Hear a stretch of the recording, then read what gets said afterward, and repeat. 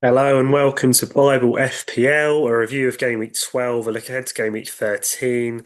We are absolutely buzzing because Eberechi Eze scores a hat-trick against Spurs, propels us into the top 10k. So with 7.5k overall rank on the Bible FPL team, the team continues to smash it week after week. And yeah, like it's getting quite exciting in terms of, how far we can get with this team this season. Just a quick review of the team. So Donnarumma blanked, unfortunately, but Timber got a return with the assist. Lacroix came in with an assist, and I think he got bonus and clean sheet, which was wonderful. Gay clean sheet was nice. Saka Defcon you take. The Eze hat trick was just phenomenal. I'm absolutely buzzing with that. And then obviously, yeah, brought in Enzo a couple of weeks ago. He finally got a goal that he's been due for a long time. Haaland captaincy didn't go to plan. I say it now. I genuinely had a gut feeling this could be Eze's week, but I never had the bottle to captain the guy. So yeah, no complaints there. The rank we were at, I thought Haaland was going to destroy Newcastle with how Newcastle have been performing recently. So no regrets there. We're just delighted with the Eze points. Mateta blank was a shame. He could have got a return, and then Thiago could have had a haul actually if it wasn't for the penalty save at the end of the game. But it's still 4 points. It's still a return, and yeah, like I said, we're looking really, really strong in terms of the pointage. Um, Now, if you're familiar with this series, you'll know we always do a short Bible talk as part of these videos. Before I go on to talk about some of the other FPL contents and transfer plans, tips for players you guys could bring in, the fixtures, etc.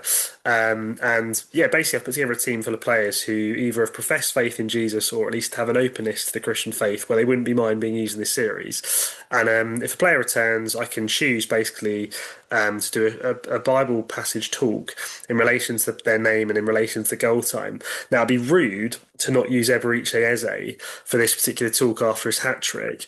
And we're going to go with a goal that he scored in the 76th minute. Now, Eze. He's a bit of an Old Testament representative for us, but mainly the book of Ezekiel, if there's a sort of relevant passage. So we've got Eze, Ezekiel, 76th minute is the goal we're going to go for. And therefore, we're going to turn to Ezekiel chapter 7, verse 6. And bear with me, it's slightly heavy, but hopefully you'll see the heart behind it. So in Ezekiel chapter 7, verse 6, it quite simply says, "The end is coming and it will come quickly." This is in the easy to read version. Essentially, this passage isn't directly talking to us today. It was talking to Jerusalem, to Israel, to God's people at the time. They'd basically been living sort of immersed in sin. They'd been disobeying God, and God was finally going to bring some judgment upon them. Where He's like, "Look, time and time again, like, you've blown it. You've done the wrong thing." And God is a perfect God. He's a God of justice. He's a God of judgment. And he was like, "Look, I've given you second chance after second chance after second chance. It's time to sort of bring some judgment upon you guys." And yeah, that's the context of the passage. In terms of what I wanted to talk about with you guys is time is short. Time does go quickly. This phrase here, "the end is coming and it will come quickly." Like time does just flit by. Like I can't even believe it's been 5 years ago since COVID hit. Like that doesn't feel like that long ago to me. Time flies, and I think we all need to sort of know what our priorities are in life. We need to know what's important in life, and ultimately we need to know where we're going, and we need to at least have explored faith. Is God real? Is at the end of this life just before like before you're born we won't know any different and then that's the end of it, or is there actually an afterlife, an eternal life, a heaven and hell, etc., etc., that we need to be ready for, and we need to sort of have done our due diligence in exploring is God real in this life so that we're ready for whatever might be in the next. Recently I've been to a couple of funerals. I went to my wife's granddad's funeral the other day, and I can tell you the atmosphere difference with kind of Christians in the room that have a faith and hope compared to people who aren't Christians is massive. Like we're pretty sure Beth's granddad had given his life to Jesus, and we had some comfort in that he was with the Lord. There was a lot of people in the funeral who weren't Christians, and you could just feel just such a sort of depressive heaviness, I'd say. That I mean, funerals are rarely like jovially upbeat, but it was just really like flat and almost flatter than it needed to be, if that makes sense. Like Yeah, I'll be honest with you, my dad passed away a couple of years ago, and yeah, like I miss him massively. But he had such a strong faith in Jesus, and he lived and breathed faith and God, and like you just knew like where Dad was going. Like I know he's at home with the Lord, and as much as I miss him massively in this life, I know without a shadow of a doubt he's all right. And Dad's funeral was actually a really like joyful affair. Like it was obviously sad because we were saying goodbye to him, but there was just so much hope and joy because we knew that he's now out of suffering. He's with Jesus in eternity, free from suffering. Like he's in a wonderful place right now, and I have such comfort in that. And I know that as a Christian myself that that is ultimately my destiny. And although, the end is coming in a sense, like time is short, like one day we'll be getting old and, our time will have come. You need to know where you're going because that just it changes everything when it comes to peace. It changes everything when it comes to funeral services for those that have given their life to Jesus when you know they're going to be all right. And this isn't just based on sort of wishy-washy hope. It's based on like life experience of encountering God and seeing him move in like hundreds of countless times. Like I'm blessed enough to know that shadow of doubt God's real and that he loves me and he loves you. And I just want to do these videos as well as the fancy stuff to encourage you. There is a God out there that loves you, that cares about you, that died for you, that you can have that peace and hope in him to know that, come the end of this life, it doesn't have to be it. You can know where you're going and you can know you're going to a good place. And that's only possible by putting your faith in Jesus and what he's done for you on the cross so that, yeah, you don't have to be judged for your sins. The slate's been wiped clean. He's forgiven you. He loves you. He cares enough about you to have died for you. And that's the hope you can have if you put your faith in him. So, like, please comment if you have any comments about that or want to explore the Christian faith more. I'd love to help you on your journeys if this is something, yeah, you'd be keen to investigate further and find that peace that only God can truly bring, and particularly in some of those situations I've just talked about. But yeah, thanks for listening this far. If you've made it this far, I do hope you found that helpful and interesting at the very least. In terms of the fancy stuff, which I'm sure a lot of you are here slash mainly here for, um, in terms of the Bible FPL team, so we may well actually make three transfers this week. We got three free transfers in the bank. And I feel like I need to stay true to the way I've been managing this team and managing the Bible FPL team, where I'm trying not to overthink it. I'm trying to go with the decisions that just feel right, like these just gut feels that feel right. And it might sound crazy, but off the back of a hat trick, I'm actually half tempted to get rid of Eze. I'm tempted to say thank you so much for your return, Eze. You've been a legend. But I'll explain why. So, Cody Gakpo, right? Hear me out. I think this might be part of my title, but don't give up on Liverpool players yet, I think was in the title. Part of that is look at these fixtures for Liverpool. Like, look at them. Away to West Ham, they have been terrible defensively. Like, as bad as Liverpool have been, I mean, Ariola had to make 12,000 saves at the weekend against Bournemouth. Like, they're going to concede chances against Liverpool. Gakpo's pretty nailed on the left at the moment with Verts being injured, etc.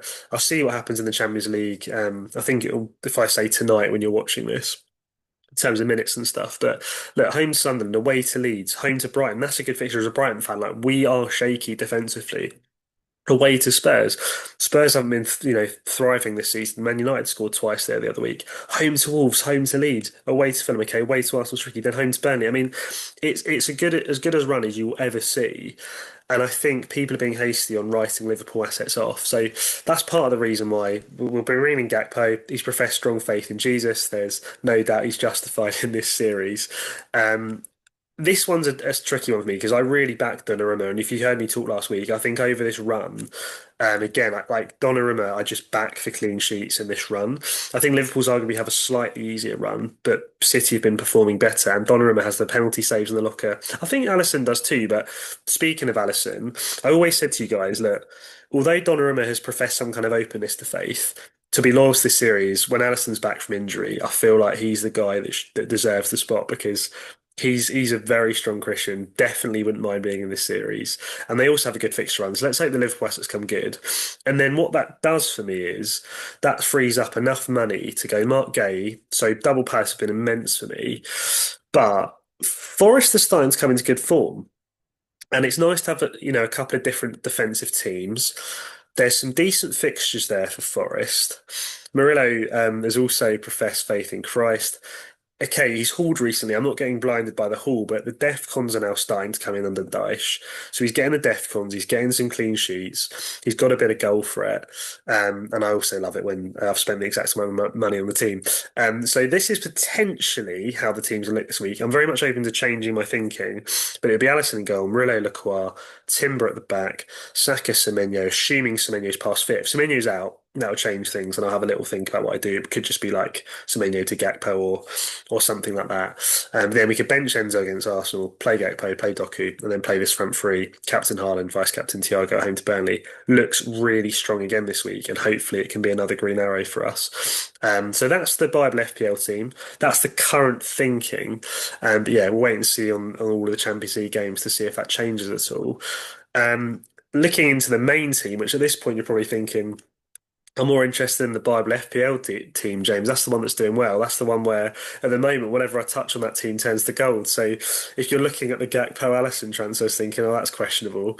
I mean, at the moment, it's got a good track record, this team. So we'll wait and see if it continues. But yeah, I think in terms of fixtures, it really is Liverpool and City at this point who you want to be hopping on. I think City, obviously, the form's there. I really like the idea of Phil Foden, and I think he's one I would recommend. He's been rested tonight in the Champions League. Doku's also been rested tonight. O'Reilly's been rested. There's a few players there for City that you're starting to tell a first choice, and they're looking like the good FPL assets. With Foden, I just love his ceiling. Previous seasons, we've seen this guy go nuclear time after time, and he's starting to show form. He's starting to put up some good XG numbers and XGI numbers, and just for this fixture, and I back him to do well. I think Doku's going to keep doing well. Obviously, Haaland this week. If you've got your triple captainship, I think this is the week to play it while he's, still fit and looking like he's in decent enough form. Um, and then O'Reilly, I think, is largely going to start between now and Christmas, albeit may get the odd rest. And like I said, Donnarumma, if you want a guaranteed starter to cover that defence every week, I think he's a class asset. And then Liverpool assets, there's not loads to choose from because of the minutes risks. On the main team, we'll jump to the main team quick. Szoboszlai is probably going to come in for us. And I'll explain for who in a second. And just quickly with the other fixtures, I don't think there's loads more to write home about. I think Semenyo, if he's fit, definitely worth a hold over this Christmas period. He's a fitness beast. If he's out injured, then obviously there's players like Mbeumo, Foden you might look to get onto. And then Arsenal, I think Declan Rice over this Christmas period is going to be brilliant if you wanted to get in a sort of set and forget midfielder that's quite cheap. I think double Arsenal defence, if you've kind of come off it with Gabriel, you may very well want to get back on that when we get the 5 free transfers in 16. And then I think I'm very open to getting a Saka in my team, or at least in the main team. I've got Saka on the Bible FPL team, but the likes for Saka on the main team. If his form is looking good, particularly come this game week. In terms of the main team, so to speak, so 51 points is actually quite well this week. We got a green arrow. We're up to about 1 million in the world, so this team's also doing fairly well. The Munoz goal was just wonderful for the team. Michele clean sheet. I'm sorry, almost got the clean sheet. Got the DEFCON at least. Timber, we've talked about in the other team. Minte's been doing brilliantly for this team. He's been a great pickup, and I think it's not too late to hop on him if you're thinking about a cheap midfielder because there's still some decent fixtures there to be had for Brighton. So I still like him as a pick. Ryan is becoming a problem. He's just been started in the Champions League this week for a second string team. I think he's probably going to get benched the weekend, which is another reason why Szoboszlai is going to come in for Caicedo. It's going to be because then I can basically bench Reinders. And if he comes on and gets some points, great. But I can't rely on him at all. Um, yeah. So this is the cheeky one up front. Bowen, Defcon, first striker to get Defcon. That was quite nice. I've kept faith with Bowen. He's been unlucky not to return recently. Okay, 4 points isn't a haul, but at least it was something to show for my loyalty. And then yeah, just to sort of prove what I can do. Again, I love some exact funds, but I can quite happily do Caicedo to Szoboszlai. I know he's one yellow card away from a suspension, but hopefully he does a Nicholas Jackson of a few years ago and just keeps dodging the yellow. And it also means this week, like I say, I can bench Reinders in a game I think he's going to be benched. I can play a Timber, Munoz, Virgil, Fernandez, Szoboszlai, Minte, Semenyo, Mateta, Haaland, Bowen, and then obviously it'd be Pope still in goal. And I think that looks quite good. And worst case, obviously, I get suspended. There might be a game where I feel like Reinders is going to start and I can just play him, and hopefully he finally repays my faith. Or there's transfers like there's a couple more game weeks before we get the 5 frees, so you're going to need to be using your transfers over this period. So I will have a transfer or two to use now, between now and when we get the 5 free. So don't hold back if there's a player you're just really wanting to bring in for this run, and you're thinking, maybe I should just like hold the transfers or roll the transfers. Well, you can only roll transfers so much longer before you get given five frees, and any that you've rolled or kept get burned. So if you're feeling a player, bring him in. But like I said, I don't think we need to write off Liverpool assets. I think maybe going triple Liverpool at this point with their form is a bit reckless. There's only so many players that I think you can look at that are going to be reliable for Liverpool. I think Virgil will just tick over with Defcon the odd goal, hopefully the odd clean sheet. I think he's fine as an option. I think Sobbo, like I said, is looking quite important for Liverpool at the moment. And like even if he was to get a suspension over this period, I was chatting this about a mate a bit earlier. Like worst case, K gets suspended against West Ham, he misses Sunderland at home. That'd be a shame. You've still got him for these incredible fixtures after that. Like he's only going to miss one of these plum games, and you're going to get him for the rest. So he could still do a job for you, and he's seeming pretty nailed and important for Liverpool at the moment on some set pieces. Bit of Defcon threat when he occasionally plays right back, but they seem to be wanting to play him cam as much as they can. Like even against Forest when he started right back, he was getting into that cam position a few times and switching, on the pitch of certain players who were covering him and stuff. So I think he could be a good option. Salah, if you've got the money, still could come good. It's just a shame he's that expensive. And if you've got a captain in Haaland every week, it's just very hard to justify the money. But yeah, I think I'll leave it there before I waffle too long with the video's too long. But thanks so much for watching. I hope you've got some helpful tips from this. I do hope your arrows are green come game week 13. Like I said, do comment if you have any comments about anything I've shared, whether it be FPL related or the Christian faith stuff related. I put my Twitter handle in the description if you want to follow me on Twitter. I've been starting to try and get that up and running. But yeah, for now, do like and subscribe if you want to tune in for more. So grateful for your support on the channel thus far. And yeah, just hope it continues and hope this continues to bless people out there for the various reasons I've mentioned. So yeah, I'll leave it there for now. God bless you all and speak to you soon.